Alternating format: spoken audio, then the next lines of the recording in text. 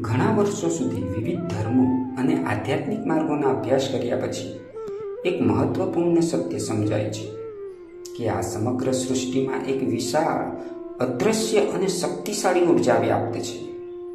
આ ઉર્જા કોઈ બહાર નથી, પરંતુ એ આપણી અંદર જ વસે છે. આપણે એને અવચેતન મન તરીકે ઓળખીએ છીએ.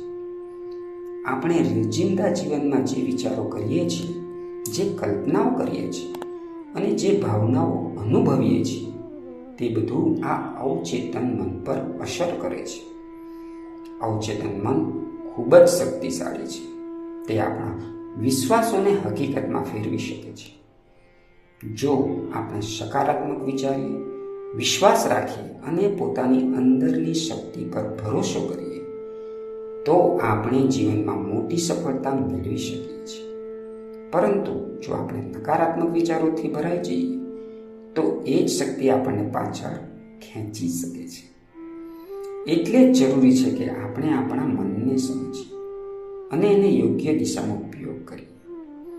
યાદ રાખો, સાચી શક્તિ બહાર ક્યાંય નથી, એ તો તમારા અંદર જ છે. માત્ર એને ઓળખવાની અને ઉપયોગ કરવાની જરૂર